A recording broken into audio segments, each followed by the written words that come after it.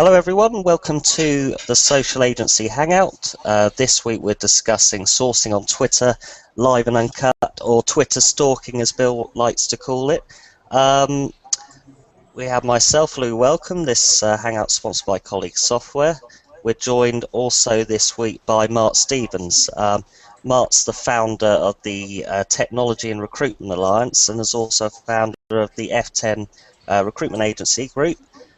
We've also got Bill Borman here, the founder of the True Unconferences, social recruiting expert, and so forth, etc., etc. Firstly, I'd just like to ask Mark to quickly say a bit more about himself and about Tira, who's supporting the Hangout this week. Hi. Tira was an idea that I had to bring together a number of businesses operating in the recruitment space to work together to communicate to the recruitment audience, both agency side and client side, through each of the different channels, which includes social media channels. So we're very interested to understand how we can use Twitter better for our own purposes and for the people that we work with. Okay, and you're saying earlier, Mark, really it's about trying to get some obviously practical use from this for the recruiter. Yeah, I think probably I'm a good representative of the recruitment industry. We're trying to use Twitter, but we're struggling to understand where the value is, where the return on investment is, and if we can get any ideas on how we can become more efficient with it, then that would be great. Just to say, I hope everyone's getting the right view here. The screen you're meant to be seeing is Bill's screen, not Bill's face, Bill's tweet deck. He's going to be using that to explain a bit about Twitter sourcing to us. If you're not getting the right screen, if you want to comment, if you want to contribute, can you please tweet hashtag social agency on Twitter? And I think you can do that on LinkedIn now, Bill, can't you? You can, yeah. That's not quite gonna be up yet. But what right. Hashtag are we using today, Louis? Just so I know, what's the hashtag for this show? Hashtag social agency, as always. Okay, let's pick it up and then let's get started. Okay. Mark and Louis and anyone else listening in. Thanks for listening in. You should now be able to see on your screen 4 screens along the bottom, one which has got me and I'm waving, and you've also got Louis and Mark looking in intently from the F10 group and Tira and trying to figure out a little bit more about Twitter, which is not an unusual question for people to ask, I think, particularly recruiters, as to how do we actually get something back out of this, especially given that it's 140 characters. We're using the hashtag social agency. Please use that to tweet out, or you can tweet me directly. If you tweet me on @BillBorman, you will appear on the show. You will appear on the screen, so you'll have the opportunity to jump in. But I want to start off just talking a little bit about Twitter. I'm gonna actually move along so you haven't got the live screen in your view, because that's going to be a little bit off-putting. Let's put it there. Let's talk a little bit about how you actually source for people. Okay, the number one use for me for Twitter is as a stalking channel. I think it is the best channel. I think it is the best channel for actually being able to observe and look at what people are doing and actually get a handle on that. So, hi Richard, I can see you looking in. I've just seen you ping up. So, thanks for the message. Yeah, good to see you watching that. Perhaps you might want to send out the link for other people to jump in. This really is live when we've got messages pinging up, and you can see that. So, what do we mean by actually by stalking?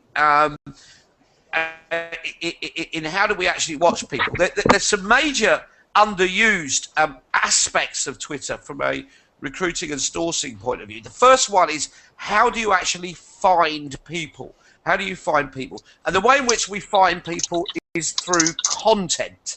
So what I'm looking for content is words which people are, by content, is what I call geek words. So Geek words are those words or phrases that one professional would use with another in order to identify who they are. If you search for bios, and I don't know, Mark, you tell me, give me an example of something you might recruit, somebody you might recruit for a particular job type. Project program management, systems engineers. Project programs manager or systems engineer. If you're searching for a systems engineer or project program manager and you put it in the search bar in TweetDeck or Twitter, almost certainly what you're going to end up with is recruiters who recruit project program managers or systems engineers, because that seems to be the only people who actually live in social media. So what we need is a word or a phrase which one project program manager might say to another, which would help to identify them. So yeah, Recruitment Geek, thanks for your help earlier with that bit of content stealing. So we'll talk about that a little bit later. Mark, if you could just tell me what was the if you want to jump in, give me an example of a word. Hi, Alan, I can see you've just tuned in. So hello, Alan. Mark, give me an example of a word or phrase which might be unique between one project manager and another that you might be recruiting for. Oh dear, crikey, you put me on the spot. I can't really think. You know, what would they be asking each other about? You know, what would they be talking about? So, project. What about reviews? Project review date. Probably not project review date, because that's going to be somewhere else. So let's see if anyone else on Twitter, anyone who does any technical recruiting, anyone who does any actual technical recruiting, can anyone else on the call give me a suggestion of a geek word, something you might want to search for, and then we can do a live search and see what we come up with. Alan, do you want to give me a term at all? Don't know if he. No. Okay. Well, doesn't look at. Well, in which case, here's one I made earlier in true Blue Peter fashion. So we'll just jump along and see. And you can see this is my TweetDeck. You can see how many columns I have live at any one time, and the columns that I have live are anything from companies to tweets from individuals to messages from individuals. This is how we stalk people. We sort out the content that we want, the things we want to look at specifically, the people we want to look at specifically in a particular topic, and then once we've found it, you can see, for instance, here's the column by which I'm searching for my blog post. I can search for any content or follow the tweets of particular individuals by setting up columns within TweetDeck that enables me to look carefully. So if I'm searching for a particular piece of content, I might search for, let's just say, okay, let's go and say a particular conference. This was a conference a little while ago, OTAC 13, which was a conference, and I might say, right, that's the industry that I'm working in. I'm really interested in those people. I would have set up hashtag OTAC 13. Let's do it a different way and say, right, let's search for a common term, and let's say, I don't know, let's go and have a look for everyone who is using the term social recruiting. So this might be some of you. So if I put into my TweetDeck in the top the term social recruiting, if I want a specific term or phrase, I will do it in exclamation marks to make it clear. Then just press search. So what we get is we'll get a quick search of a column which brings up everybody, and then just add it as a column.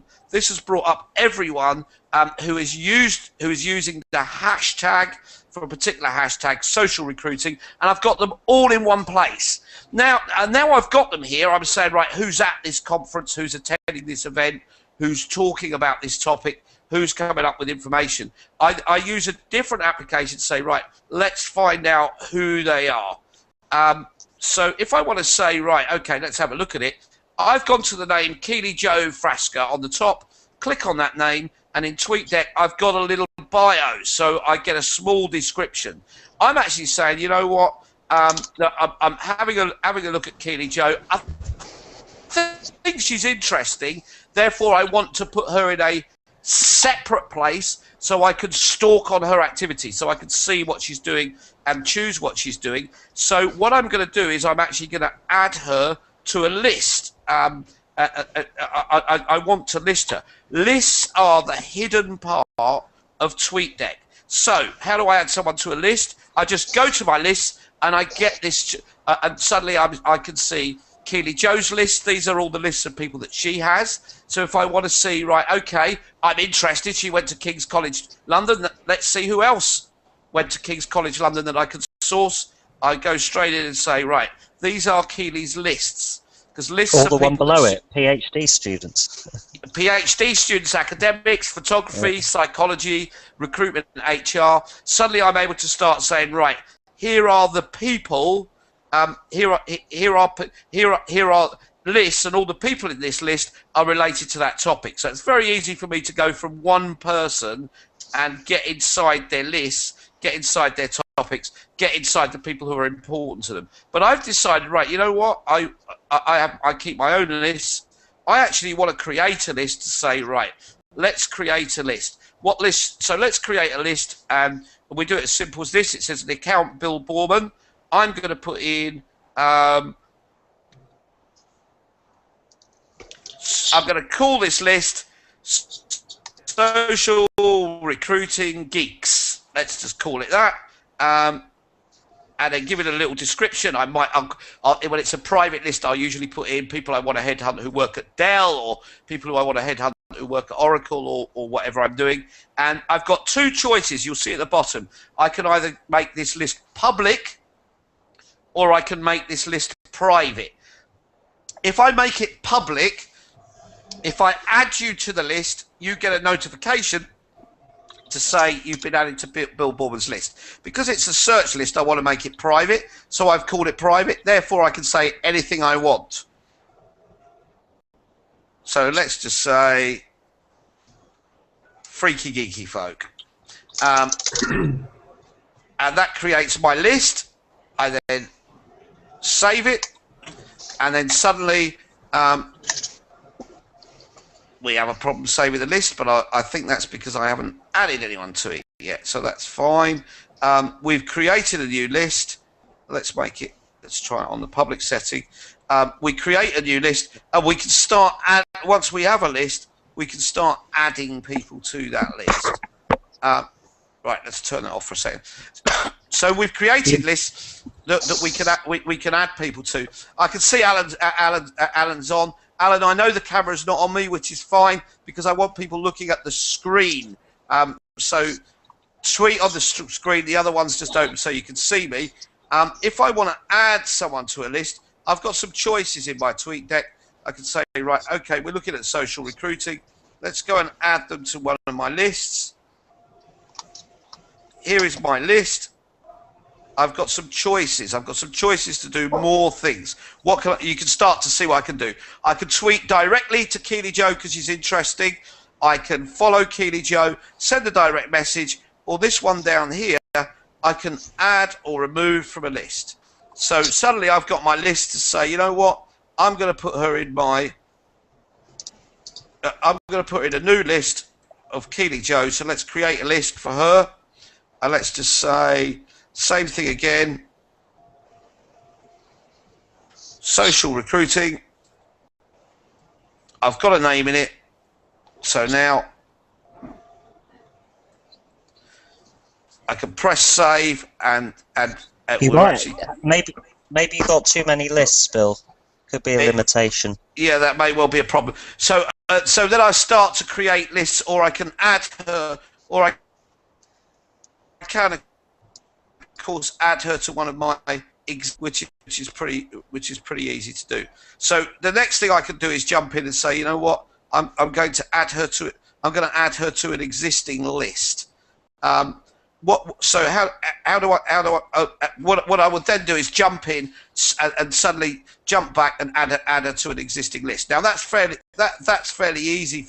That's fairly easy for me to do. I've added her onto an existing list. I could just go straight into a list and add her. and make a decision that actually what we want to do is add her to a list. Once I've got people in, once I've got her in the list, that's right, Aaron, you're quite correct. 500 people per list. I see your point. It's too damn manual.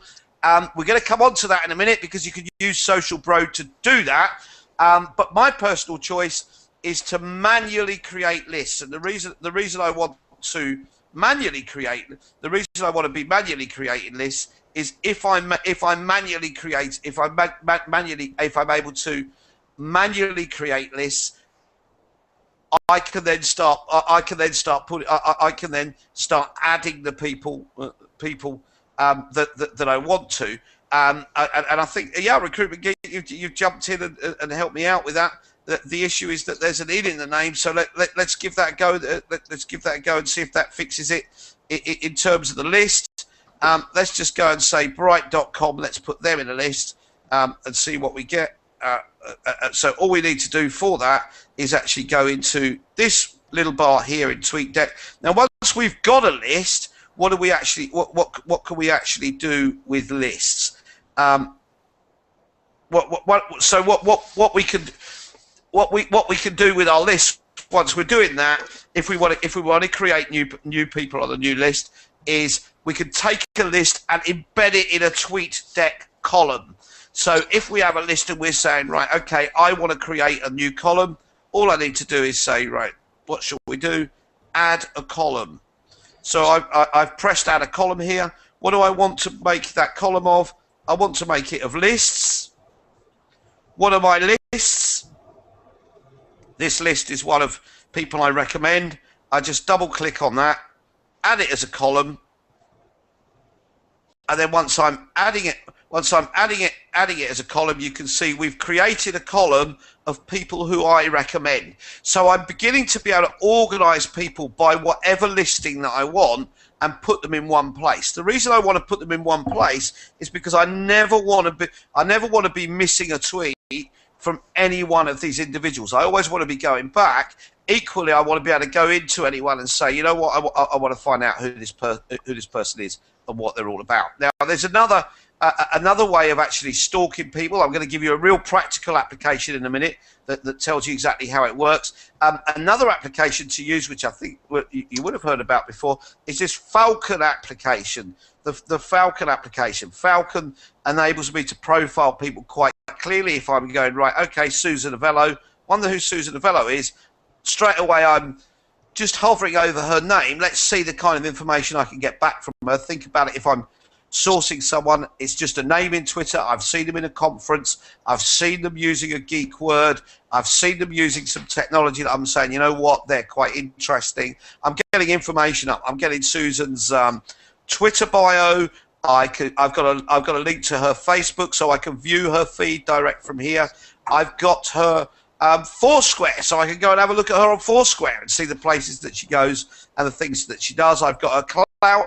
I can see that she typically talks about social media, human resources, blogging, Facebook, marketing, and I've got the address of her blog, which is HR Virtual Cafe. So just from finding somebody on one tweet, on one topic, or through one piece of content, I'm able to jump back, pick up and say, look at her specifically, go into my Twitter, look at her on Falcon. I'm able to say, right, let's connect with her on Facebook. Let's go and have a look at her Google Plus account. This is her Foursquare. I can start seeing the places she's going. I'm beginning to build up intelligence very quickly from somebody that I've found. Now, I want to give you an example of how we use this information.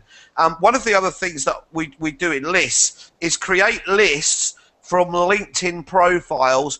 40% of LinkedIn profiles contain a Twitter name. While it's a manual process, you can create a list from Twitter of all the C+ programmers who work at Dell in, for example, Dublin, put them all in a list, put that list in a column in TweetDeck, and begin to follow that. So if you're following their behaviours... Is that taking them from LinkedIn, is it, Bill? Did you say? Yeah, taking their Twitter handles from LinkedIn, right? Okay, and adding them to a list on Twitter. A little bit of a manual process, but really worth doing. Either once, because once you've got them, once you've got all those people in one place, you can look at the content they're sharing, you can look at what they're liking, you can look at what they're talking about, what's popular for them, what's not popular for them. You can even look at their Foursquare and their check-ins. When we did this for a particular customer and we started looking at the behaviour of programmers, we came up with 2 topics which they talked about the most. What do you think they were, Louis, or Mark? Mark, what do you think programmers talk about the most Sex in and Twitter? drinking. Sex and drinking. Coffee. Probably. Staying up all night, programming them all. Yeah, coffee and Family Guy. Coffee and Family Guy were the 2 most popular topics. So I got one of them right. Right. So what we were able to do with the coffee was actually say, right, okay, let's check, because the other thing that programmers always do is they check in at places. Let's check where they're checking in and let's have a look at it. We were able to see that they used a particular Starbucks. We knew which coffee they ordered. We knew roughly what time. All the programmers who worked at one particular company. We were able to take out an advert on the bus stop outside of that Starbucks and pinpoint, say, tired of your job, come and have a coffee. And put the 3 coffees which we knew were most popular with them, the Java and the Macchiato, and put it all up in one place, say, come and talk to us. A nice little QR code so you could scan it. And that was a really successful hiring campaign. So we can start looking at people and saying, you know what, we can get inside what people are talking about. Another organisation that I know very well were able to identify something they never would have done. The favourite character of programmers from Family Guy, and use that character in their direct advertising through Facebook and other channels to say, we know that our audience is going to resonate that. We know the things that they're talking about. Mark, have you got any questions on this at the moment? You're the recruiter in the seat, so you're similar to a lot of people listening in. Tell us, give us some thoughts. Recruiters, and so we're very interested in developing tactics and strategies to build up vertical lists of people that are relevant to the marketplace that these guys work in. So I'm already seeing where there might be some value here in populating one of these vertical lists of people with specific skills, and then just tracking them and following them, and I'm sure that would in turn create its opportunities. I think the biggest fear for me was... Sorry. Yeah, go on. I think the biggest fear for me... what were you going to say? Is, what is the return on investment? Is there some true value in putting the time into creating this? Is there going to be the output at the end of it? I can see that this is worth trialing, definitely, and it's the first time I've seen something in Twitter that has inspired me to want to go and try something specifically for recruiting and sourcing candidates. Let me ask you a question. If you hire you hire project programmers on one of your desks, right? And if I said to you, there is a networking event 24 hours a day in which only project programmers are attending and talking, would you be interested in your recruiters going there, or would you consider it a waste of time? On the face of it, I would say yes, go and have a look. It's just like any event. But like everything that you do, you've got to measure it and make sure that you're getting the value out of it. Now, that might come down to the individual, not utilising the event effectively, but yes, in answer to your question. Yeah, Louis, you might want to jump in, and I appreciate it's a different vertical in that you're selling recruitment software. But tell us how you, because you've heard me do this before. Tell us how you're using it and what you're finding. Well, I use TweetDeck as well to manage my Twitter lists. Started by just putting out a lot of content on Twitter and following a lot of people. Gradually got around to this use of lists in the manner that you're describing. So what sort of lists would you have, Louis? The lists I've been, customers, recruiters, and then I've been putting PR people, that kind of thing. But now I'm getting down to more specifics, really. I've been looking at decision makers, so I've been creating lists of managers, directors, marketing people in, obviously, our target market's recruitment. So by getting a more focused list, I'm then able to engage with them, build relationships, share information more effectively. So I think I'm guessing that's where you're coming from, Bill, when it comes to Well, I do. recruiters being I think it's also quite obvious. The real return comes from the return on irrelevance. It becomes from the conversations that lead to relationships. Now, I understand that if you're running a recruitment desk, you're saying, yeah, but we don't just want to chat with anyone. We don't just want to go in and talk to anybody about anything. We want to make sure we're having conversations with the right people, and then once we have those conversations, we're not too worried about what that content is, what they're talking about, as long as we're building relationships. And I think if you know, what we've found is if you know that everybody is a C++ programmer in a particular list, then you don't have a worry about talking to them about the X Factor on a Friday night if that's what people are talking about. Because networking hasn't really changed. And networking, whether you're online or offline, is not any different. The real strength of Twitter for recruiters is Twitter is the introduction channel. Once you've segmented your audience, you know who people are. Twitter is the channel where you talk to strangers, where you're made welcome, where people will start to talk to you. I'd agree with it. I think people's I don't know if this is the right word, but people are far more willing to talk to you on Twitter. I think if you approached a programmer perhaps on LinkedIn directly, with a random message or a greeting, you might get shunned pretty quickly. I don't know if that's the case, Bill or Mark, if you've had that experience. I think with LinkedIn in particular, you have to be adding value, otherwise you just seem like an idiot in a room full of people that are there for a specific reason, and you just stand out like a sore thumb. So I can see the advantage of this is that you can create your own groups with people that you want to communicate with, and they don't actually have to be together or part of the same network. You're actually creating your own network from all the people that you want to follow. Yeah, plus... Would you do me a favour? Because I'm not using TweetDeck. So I'm sure there's lots of other people out there that aren't using TweetDeck. So if we were starting it, I mean, TweetDeck, is it easy to download and to start using? And you could download it in 2 ways, or 3 ways actually. It's a phone application. You can download it onto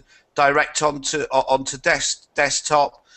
You can go into things like you can go into you could use it as a Chrome extension. I use it as a Chrome extension, so I start it straight off my Chrome browser because it uses less power. So I've got that from the Chrome web shop. That is, if you're using Chrome, there's a ton of ways to do it, and it takes you.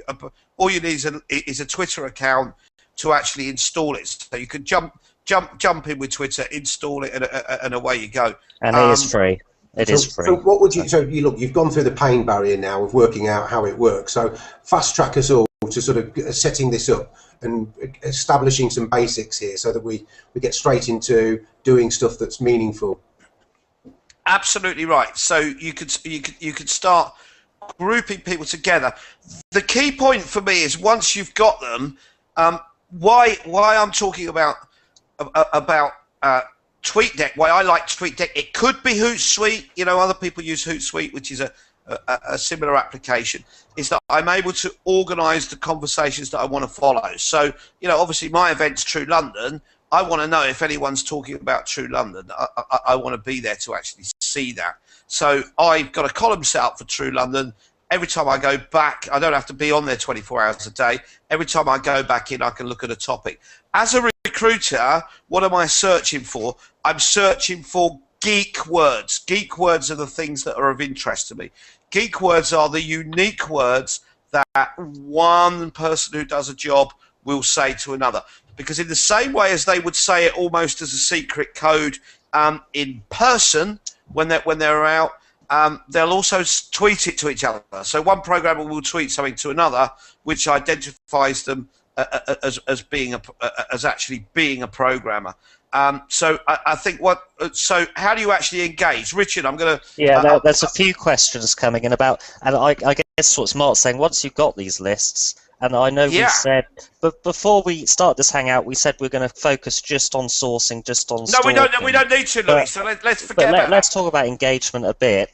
What do you do now once you've got the lists? So how do you recruit them? How do you turn them into candidates? Yeah. Stop thinking of them as candidates and clients and start thinking of them as people. How do you have a conversation with someone? You know, if you're capable, what do you do whenever anyone meets?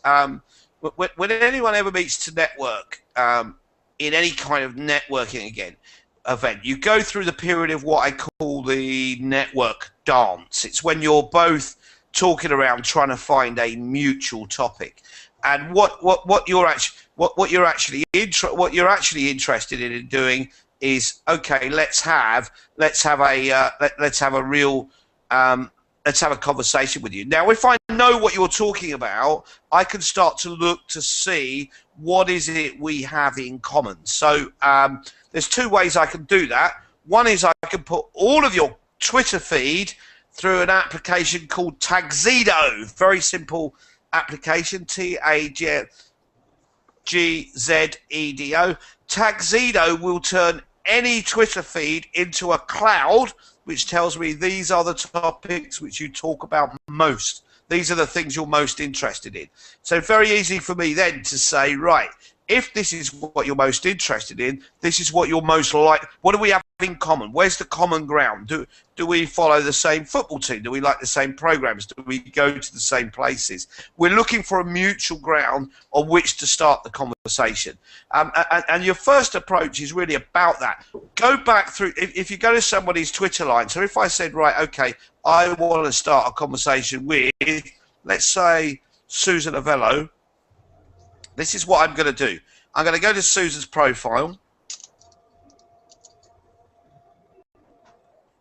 And I'm going to say, actually, I want to see her full profile. Just by clicking on this, this brings me to her tweet line, and we'll see that up in a minute.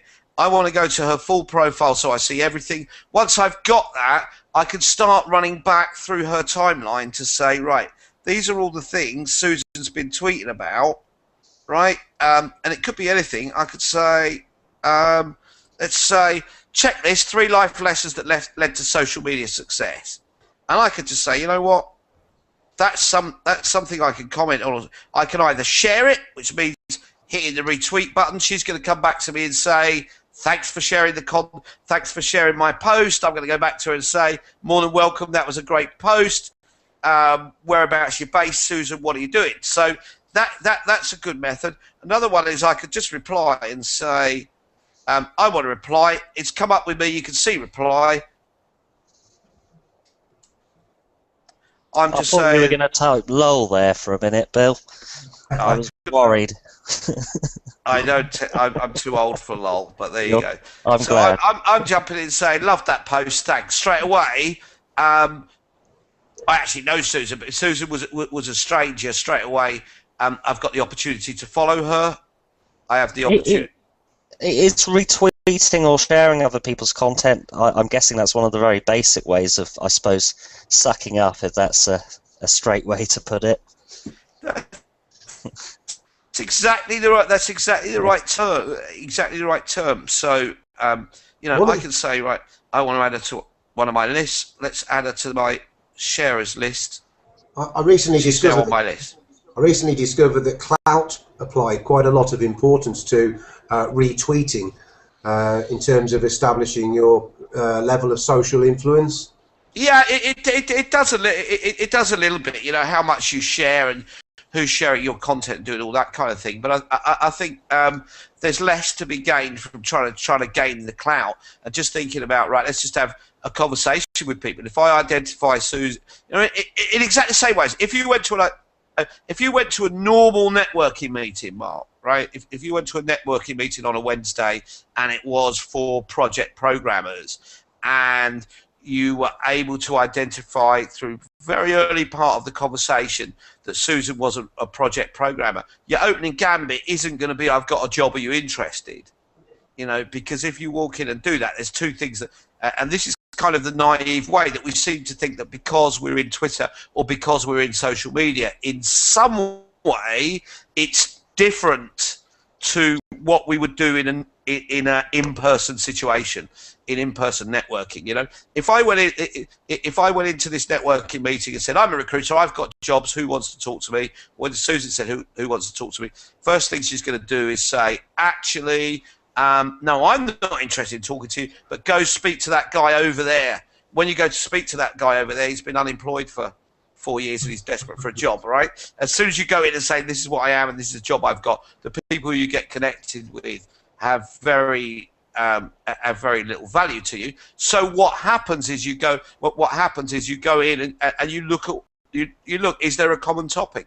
Is there something we've got in common? Is there something that we do? Now, what you make sure is you can always refer back to who you are. So that's how I'll do my first introduction. And if I identify someone that I'm thinking, yeah, that's interesting, that's who I want to talk to, I'll put them on a list so I can see their content. I might, if they're somebody that's a really hot prospect, I might even create their own Twitter list.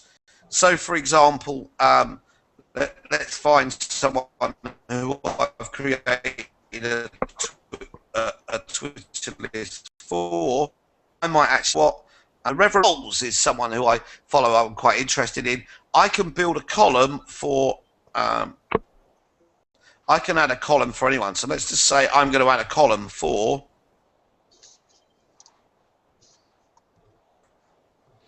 Go to search. Who do I want to search for?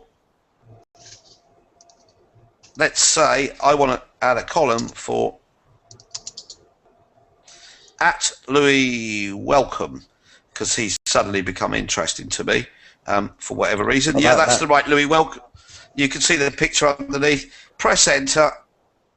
I've now created a column for Louis Welcome. So, and I've got two choices that I can create a column for his content or by people tweeting to him. Colleague RS is a far more interesting one. Right. So suddenly, which I can see just by going to that, there's your other account, right? Yeah. So I can see, do I want to follow Louis or do I want to follow his business account? So suddenly I'm saying, actually, what I want to follow, what I want to create the list for is colleague software. I'm able to create a column for colleague software. That means suddenly I'm able to see all the tweets in and all the tweets out. Let me tell you where this is really useful when it comes to stalking, Mark.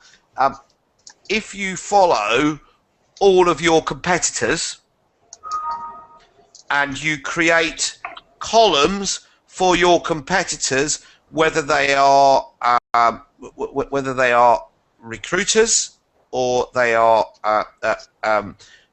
corporate recruiters from companies that you might be interested in, if you follow those and you filter out the jobs, which is very easy to do in columns, you can see all the people who are talking to your competitors. Kind of like having a bug in the office of the people you're following. You can see all the conversations that you're going on. So as soon as I see anyone, if Susan Black was my competitor, for example, which I've just picked up out of Reverend Richard Cole's random thing, I'm saying, right, oh, Susan Black seems to be talking to Richard Coles. Let's see who she is and whether actually, because she's quite interesting, we want to follow her, which we can do. Do we want to add her to one of our lists? Do we want to do something with her? So, for instance, if you see someone and you hire project managers and you see somebody talking to one of your competitor companies in Milton Keynes on Twitter and they're talking about project management roles, good opportunity to get yourself in and introduce yourself. The introduction comes, again, go to their timeline, run down their timeline. What are their topics? Where can we start a conversation?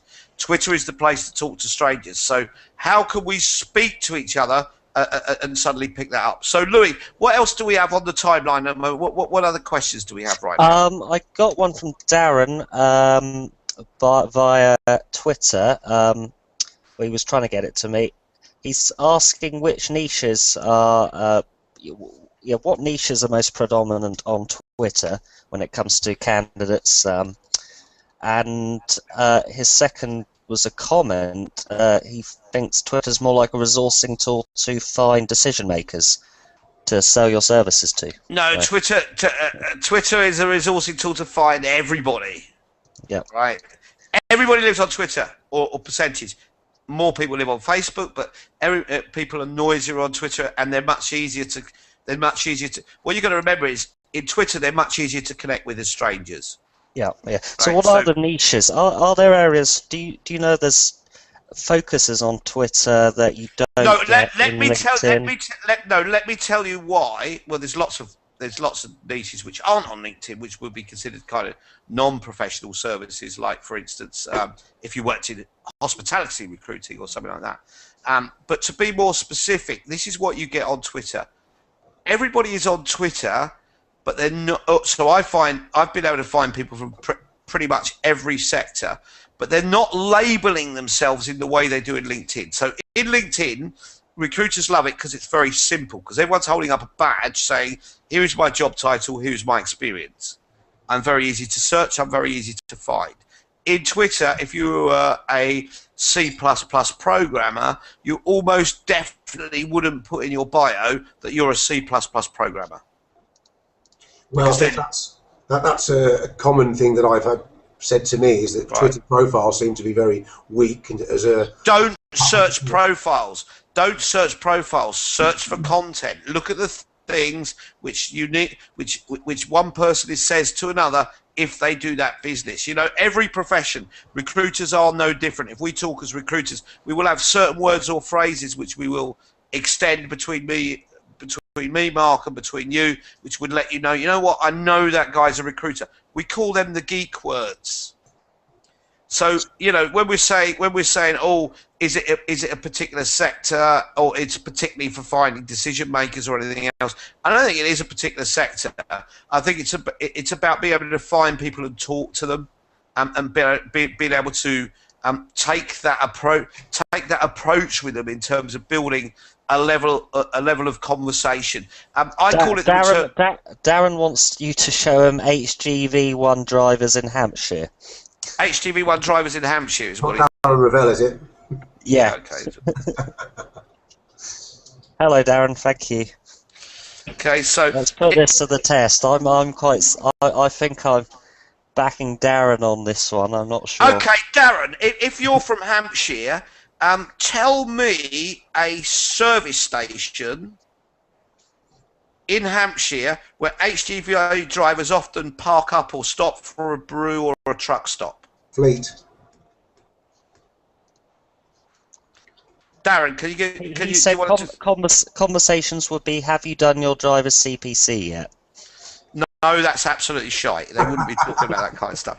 You know, fleet services in Hampshire. Fleet services would probably be a bit confusing. You know, I'm look at lorry stops and pit stops, and look at who's checking in or who's saying where they are, or the type of topics they might be.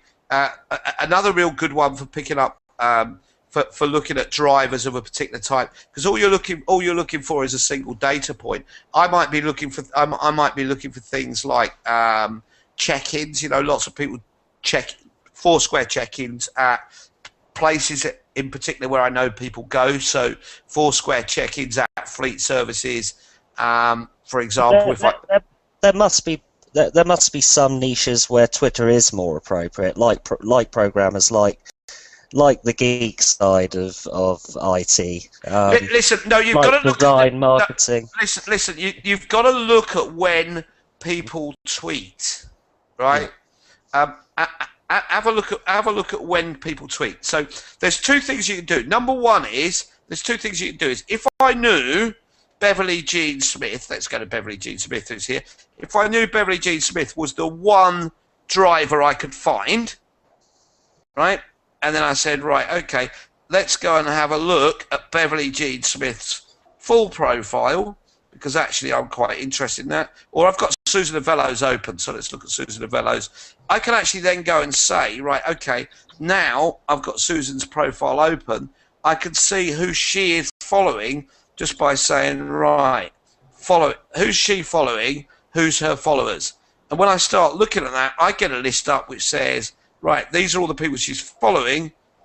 Let's go and have a look at them and what content they're talking about. So if you find a driver, you tend to find they have other drivers following them.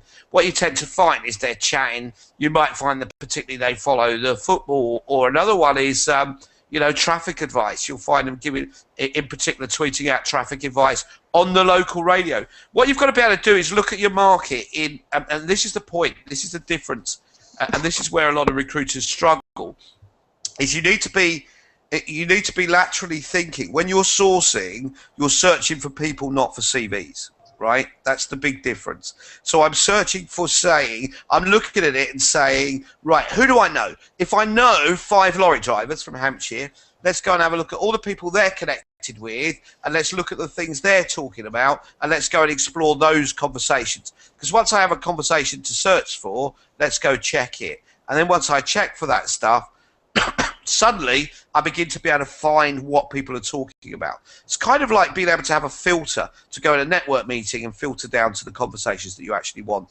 find the people that you want to talk to. But yeah, we could find, if we knew the right location, if we knew the context of what we were searching for, try it yourself, Darren. Search for check-ins at a truck stop where the drivers go.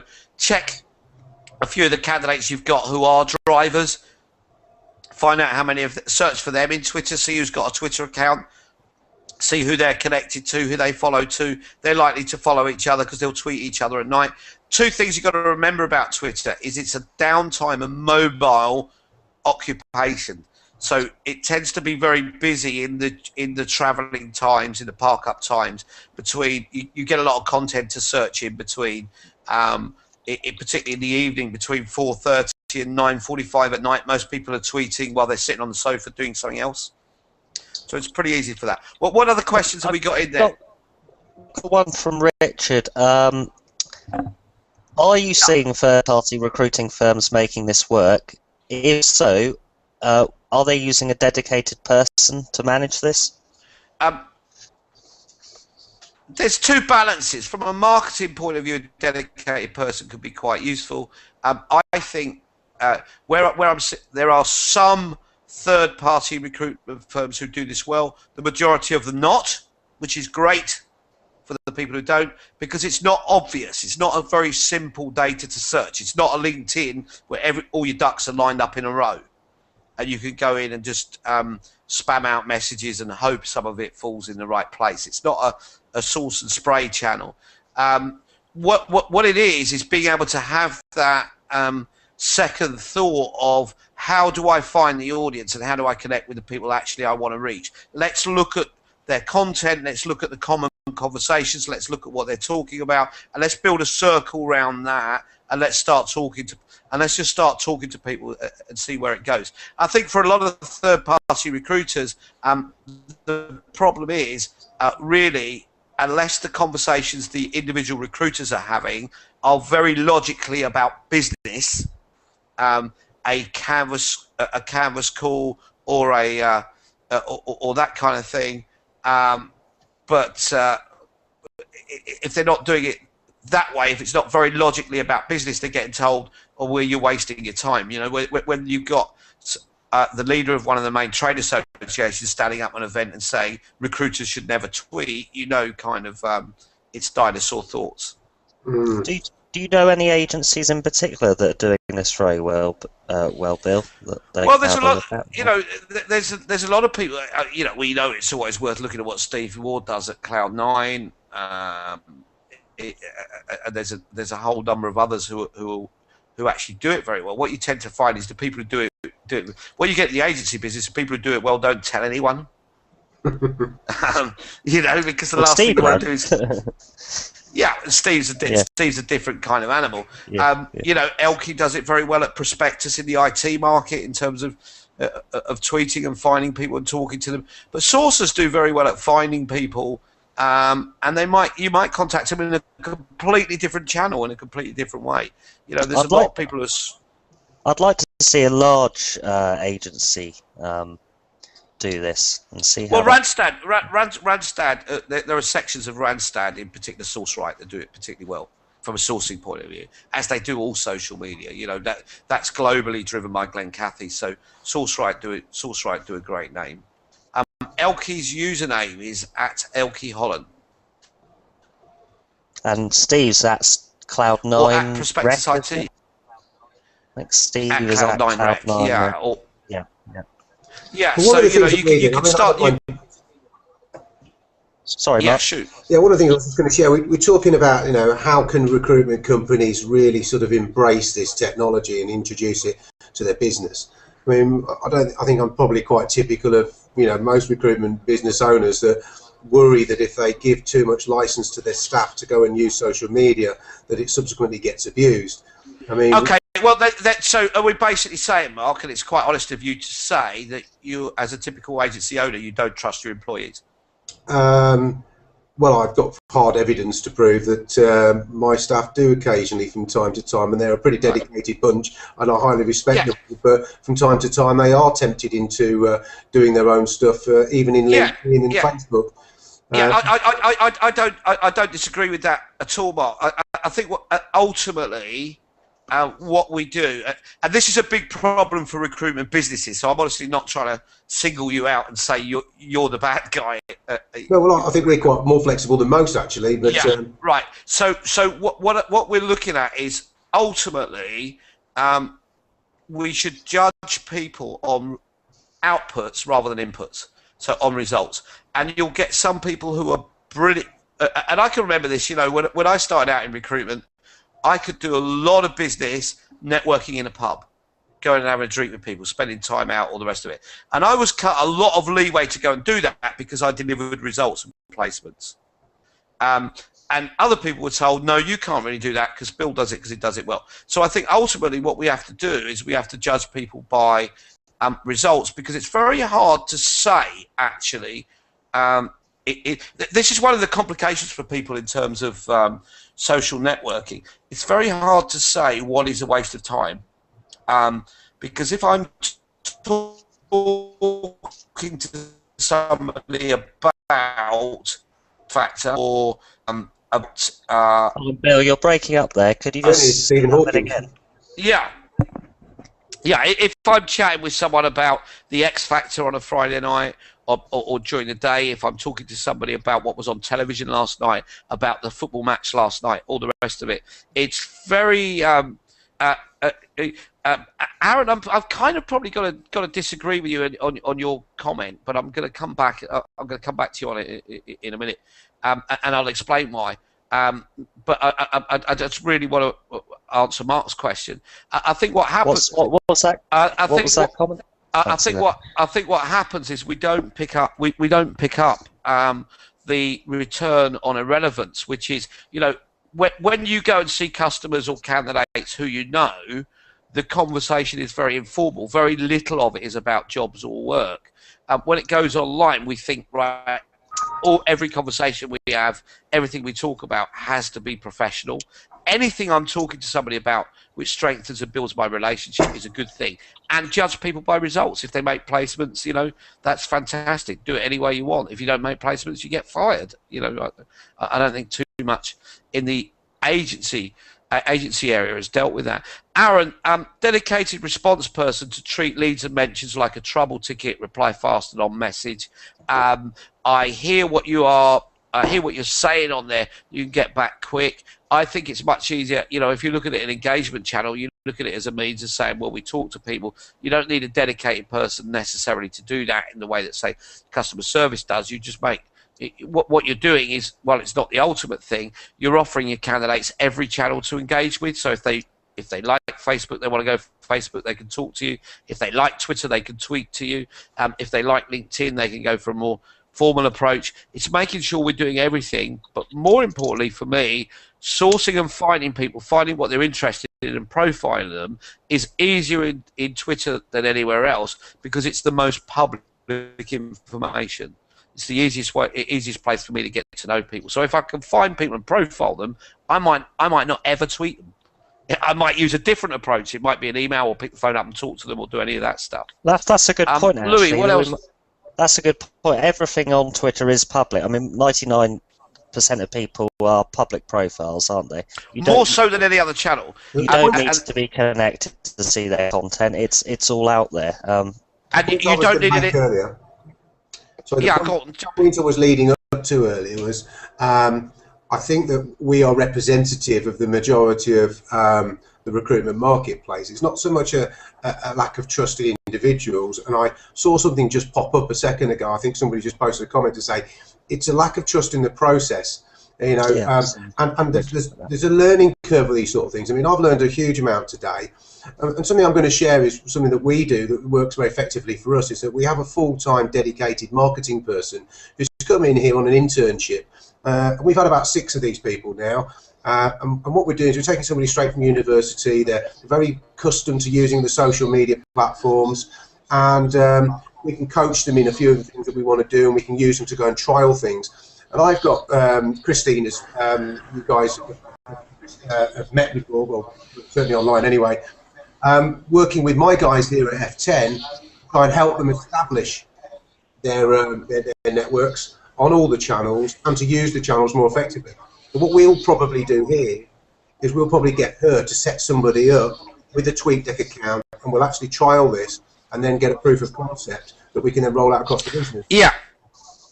Yeah, I think that there's 2 things which I think, with the agencies, with the recruitment companies that I advise and speak to, that I talk about, and that's 2 hours a day networking time, right, which is really your sourcing. So, and there's 2 things we want to do with that. One is to be able to, Twitch is the best place for content, to be able to stay current with the market and see what's going on. And the other one is just to talk to the people we're connected with, whether they're already candidates, clients. Go comment on clients.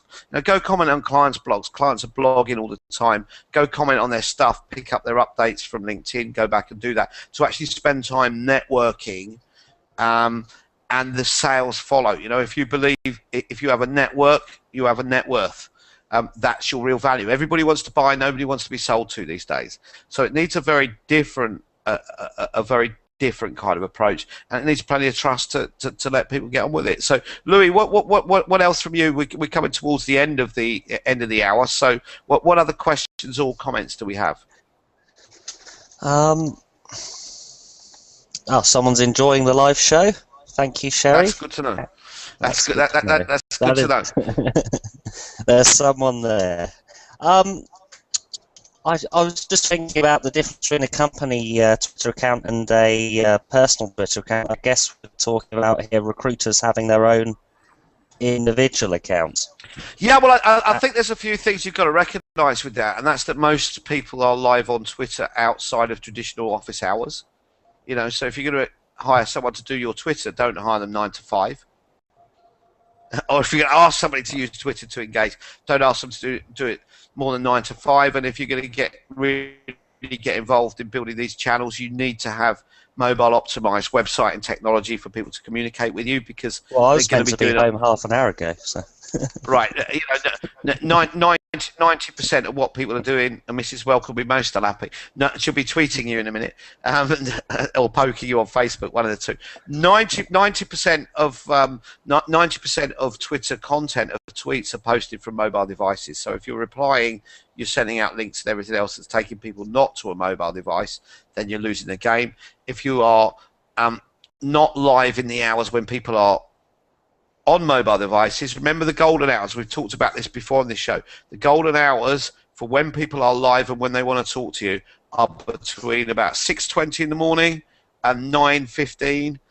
There's a little jump up again between about 10:45 and 11:20, when people used to have their fag or cigarette break, I should say, because we've got some Americans listening in. When people used to have their cigarette break, now they have a Facebook break when they're checking in on their mobile and seeing what's going on and checking in with their friends. Between the hours of about 20 to 12 and 2:25 is when people are live again. And then from about 4:40 till 9:30 at night is when people want to be live on Twitter. So if you want to be engaging with people, engaging with your candidates and everything else, that's the time you need to do it, not a traditional 9 to 5. And you're probably going to be doing it from home, which means, you know, as a recruitment model, you need to have a look at whether you have a model and hours and a way of working and a level of trust which enables people to do that. The other thing I think, which is a big problem for a lot of third-party recruitment companies, is the level of trust to allow an individual recruiter to build themselves into a bigger brand than perhaps the company brand, which happens very quickly in social media.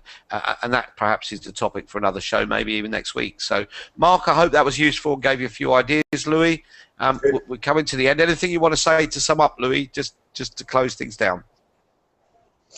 Not really. I think we've covered it all. Really. I mean, thank you both for coming. I'd be interested to hear at some point you're going to go into a bit more detail about the actual processes involved. I think Mark was trying to hint at that. Yeah. I'd be interested to hear from Mark if they do trial a few recruiters on some Twitter accounts to see how that went. Well, I'll tell you what, I'd be interested to give you some feedback on how easy we find it to engage with TweetDeck for the first time and to try and put together some of this advice that you've given us to create these columns. I mean, I think the way that we'll do it is I'll pick one person that works a specific vertical and we'll go and explore and find some people, probably from LinkedIn, populate that column, track them, see what conversations are coming up, and see if we can actually get some real return on investment. So we can actually One other useful way you can do it, Mark, is if you take all of the email addresses of your candidates out of your ATS, put them into Twitter, and it'll give you back the Twitter accounts of the candidates you already have who are on Twitter. Mm-hmm.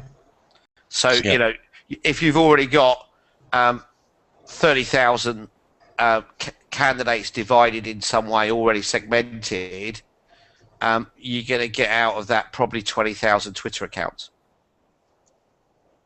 Recruitment technology will hopefully be doing a lot of this for you at some point in the next few years. So there's always an app for everything. I mean, one last thing. I mean, I came here with a couple of questions in mind, and one was I was going to ask you if there was any evidence that candidates actually want to be communicated to as a candidate on Twitter. But I think we dealt with that to a degree because I think we've got to tease them into the conversation and build the relationship first. And the other one was, are candidates actually paying any attention to job information that's on Twitter? But part of the same question, I guess. But the answer is largely the second largest search on Twitter is for jobs. This is globally, you know, and jobs, not job, so jobs with an S. That's the second largest search. So people are going into Twitter as searchers and searching for job content, even when they're not looking. You know, and that's the active searching candidate. They also come up in Google searches, fairly well indexed in Google searches. But I think more importantly, it's not a case of looking at. It's not a case of. It's not actually a case.